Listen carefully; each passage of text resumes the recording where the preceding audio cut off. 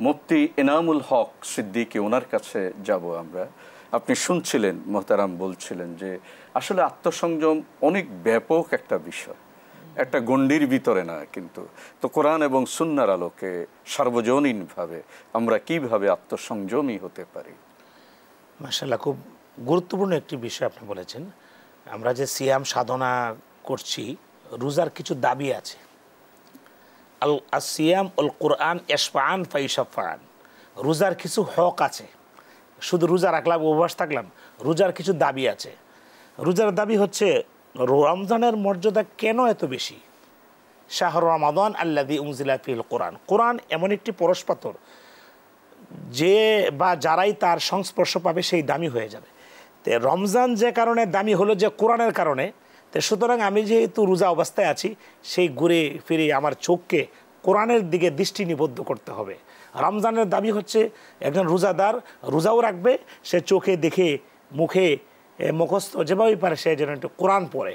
কোরআন যদি পড়ে, কোরআন তেলাওয়াতে নিজেকে নিয়োগ করে, রোজার দাবিটাও আদায় হয়। কথা যখন আমরা বলি ওমান আসতাকু মিনাল্লাহি কিলা, ওমান আসতাকু মিনাল্লাহি হাদিসা, আমরা দুনিয়ার কথা বলি, কথার মাঝে ভুল আছে, মিথ্যা আছে। আল্লাহর কথার চাইতে আর কার কোনো কথা সত্য হতে পারে না। আপনি আগে একটি প্রশ্ন করেছিলেন যে পঞ্চ ইন্দ্রিয়ের রোজা, অঙ্গ প্রত্যঙ্গের রোজা, জবানের রোজা। তো জবানের রোজার হক হচ্ছে আল্লাহর কালাম পড়া, তাহলে মিথ্যার সম্ভাবনা নাই। আমার রব খুশি হবেন, চোখ দিয়ে আমি দেখে কোরআন পড়ব। আল্লাহ তাআলা বলছেন ইয়ালামু খাইনাতাল আয়ুনি ওয়া মা তুখফিস সুদূর, মানুষ যে বিভিন্ন জিনিস দেখে, খারাপ জিনিস দেখে, এটা কিন্তু আল্লাহ জানেন। চোখের খেয়ানত যে আমরা করছি, এজন্য যিনি বা যারা আমরা রোজা রাখবো, আমাদের এই অঙ্গীকার আবদ্ধ হতে হবে, রোজার যে হকগুলো আছে, রোজার যে দাবিগুলো আছে, সেই দাবিগুলো আমাকে মানতে হবে। শুধু উপবাস থাকলাম সেটা হবে না, আমার চোখকে খারাপ জিনিস থেকে ফিরে আনতে হবে, আমার হাতকে অবৈধ কাজ থেকে ফিরে আনতে হবে, আমার পাকে অবৈধ জায়গায় যাওয়া থেকে নিয়ন্ত্রণ করতে হবে। অর্থাৎ মাহে রমজানের উসিলায় পা দ্বারা কোনো গহিত কাজ হয় এমন কাজ আমরা করব না, নিজেদেরকে বিরত রাখবো, কারণ আল্লাহ আমাকে দেখছেন। আমার হাত দিয়ে এমন কোনো কাজ করব না যেটা দ্বারা আরেকজন ভাই কষ্ট পান। আমার জবান দিয়ে এমন কিছু করব না যেটা দ্বারা আরেকজন কষ্ট পান। এভাবে আস্তে আস্তে করে মাহে রমাদানের প্রশিক্ষণ নিয়ে বাকি মাসগুলো তো আমাকে কষ্টি পাথরে যাচাই করে একটা সুন্দরতম নিপুণ চরিত্রের অধিকারী। এরপর আরেকটা জিনিস, সেটা হচ্ছে যে সারাদিন উপবাস থাকার পরে 13 ঘন্টা 14 ঘন্টা হয়ে যায় অনেক সময় রমজান। তো সারাদিন রোজা রাখার পরে আমি যে জিনিসটা দিয়ে প্রথমে ইফতার করছি, সেই জিনিসটা হালাল কিনা, সারাদিন রোজা রাখলাম, হারাম জিনিস দিয়া একটা অন্যায়ভাবে একটা জিনিস নিয়ে আসলাম, ভাই রোজা রাখছি, তার অনুমতি ছাড়া অনেকে একটা জিনিস ধরে ফেলে। রোজা রাখছে, ভাই মাপতেছে, এটা দিয়া দেন, জোর করে নিয়ে নিচ্ছে। তাই লা ইয়াদখুলুল জান্নাতা জাসাদুন গুযিয়া বিল হারাম, হারাম জিনিস দ্বারা শরীরে যে রক্ত মাংস তৈরি হয়, সেটা আল্লাহর জান্নাতে প্রবেশ করবে না। সেজন্য আমার কলবকে, আমার অন্তরাত্মাকে, আমার রক্ত মাংসকে সবকে পুত পবিত্র রাখতে হবে, সংযম রাখতে হবে। আর সেই কাজটা যদি করতে পারি, আল্লাহ তাআলা স্মরণ করে দিয়েছেন, তুমি কার জন্য করছো? ছেলে সম্পদ, ইয়াউমা লা ইয়ানফাউ মালুন ওয়ালা বানুন ইল্লা মান আতাল্লাহা বিকলবিন সালিম, কলবে সালিম, সুস্থ আত্মা নিয়ে, পঞ্চ ইন্দ্রিয়, গোটা আপদ মস্তক, পুত পবিত্র জীবন যারা সুন্দর জীবন তৈরি করবে। আর রমজান এটি আমাদেরকে শিক্ষা দেয়।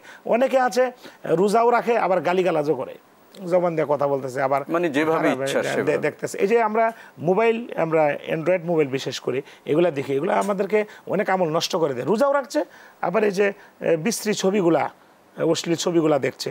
না, এটা হয় না। অনেকে বলে যে না, সময় পার করছি, রোজা রাখছি, তো ওই খেলাধুলা। এই যে আপনি সুন্দর কথা বলেছেন, আসলে মোবাইল এটা এমন একটা যন্ত্র, এটা ওই একবার নাড়াছাড়া শুরু করলেই এবং গুনাহ হতে থাকে। আমরা তো আত্মসংযমী হওয়ার জন্য জেকের আজকারকে কাজে লাগাতে পারি। কত সুন্দর সুন্দর জেকের আছে, সুবহানাল্লাহ, আলহামদুলিল্লাহ। এইভাবে কোন কোন জেকের আমল করে আমরা নিজেদেরকে সংযমী করতে পারি? মাশাআল্লাহ, এই জিকিরের আমল বলতে আফজালুজ যিকরি লা ইলাহা ইল্লাল্লাহ, আহাব্বুল কালামি ইলাল্লাহি আরবা, সুবহানাল্লাহ আলহামদুলিল্লাহ ওয়ালা ইলাহা ইল্লাল্লাহ আল্লাহু আকবার। হাদিসে এসেছে আলহামদুলিল্লাহি তামলাউল মিজান, সুবহানাল্লাহি ওয়ালহামদুলিল্লাহি তামলাআন ওয়া তামলাউ মা বাইনাস সামাওয়াতি ওয়াল আরদ। অর্থাৎ সুবহানাল্লাহ আমরা সচরাচর যে আমলগুলো জানি, অথবা ইস্তেগফার করতে পারি। ইস্তেগফার যদি কেউ করে সে মুস্তাজাবুদ দাওয়া হয়ে যায়।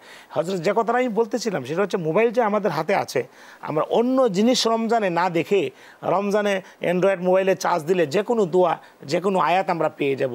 তো অর্থাৎ নেক আমলের ভিতরে আমাদের থাকতে হবে। মুহতারাম, আপনি সুন্দর বলছিলেন। আসলে প্রিয় দর্শক, আমরা মাহে রমাদানে অযথা সময় নষ্ট না করে কোরআন তেলাওয়াত, আল্লাহর জিকির আজকার, যেগুলোর মাধ্যমে আমাদের নেকির পাল্লা ভারী হবে, সওয়াব অবারিতভাবে বাড়তে থাকবে, আমাদের গুনাহ মোচন হবে, আমরা সেই আমলগুলো করার জন্য চেষ্টা করি।